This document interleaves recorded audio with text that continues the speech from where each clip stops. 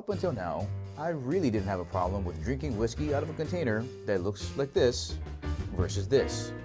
But what happens when a non-whiskey drinker like myself starts taking whiskey more seriously? Will I ever be able to tell the difference between a scotch or a bourbon, or pull out those awesome aromas that all the sommeliers can out of a Glencairn glass? But most importantly, out of 365 days, where will I rank the world's top whiskeys versus the lower ones? Let's find out as Short Guy drinks whiskey.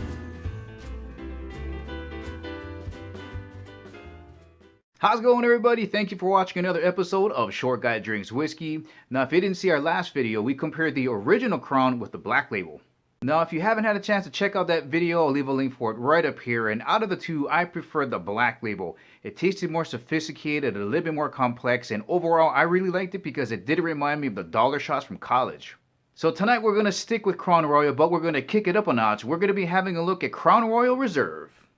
Now, what makes the Reserve different is this is supposed to be a blend of the best from Crown Royal. They don't tell us what's in it, how many blends are in it. They just say, hey, this was handpicked by our master distiller, so we don't know exactly what's in it. And remember, Canadian whiskey law allows for different things like caramel coloring and up to about 9% of different things to flavor it, like bourbon and wine. So we don't exactly know what's in here. Let's give it a closer look. All right, here is a look at the coloring through the bottle of Crown Royal Reserve. And unlike the original and the Black Label in the miniatures, this one is made out of glass. And I know it's really hard to see, but that says 80% proof. So for those of you going by ALC, that's 40%. So when we get this on the nose and we drink it, it shouldn't burn our face off. Let's get it into a glass.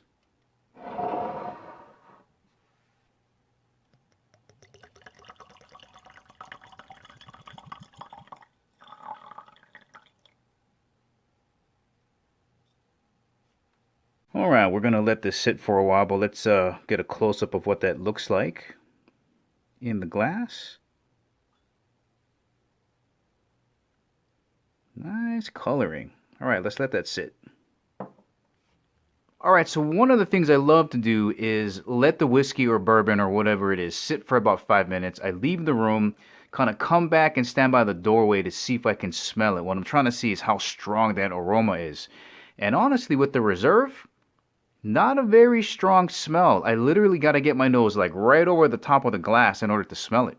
For example, I've been at some parties where somebody opened up a bottle of scotch and the smell was so strong you could smell it from like 2 rooms away.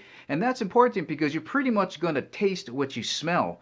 Now with the Reserve here, it's really hard to pull something out of here. Check this out. Like if you breathe that deeply in some whiskeys, it'll burn the hair out of your nose, but it's so light smelling.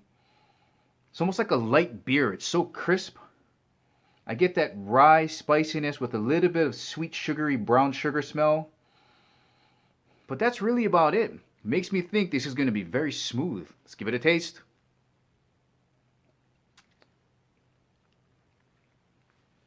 There's absolutely zero burn in this thing. It's so smooth. I wouldn't say it's watery. Not a lot of texture on it on the taste. Kind of buttery. Let's go for taste number 2. So easy drinking. This might be like the Bud Light of Crown. It's so easy to drink.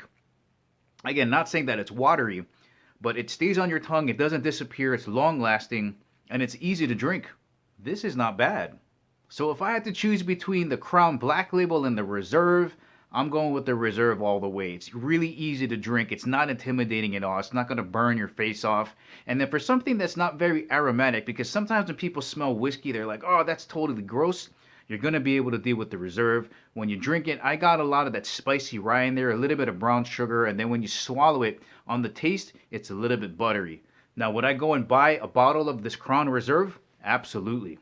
Well, alright guys, that's the ending of the video. Hope you enjoyed it. If you liked it, please give it the thumbs up. If you haven't subscribed to Kimo365, please do. Remember, I'll catch you guys laters.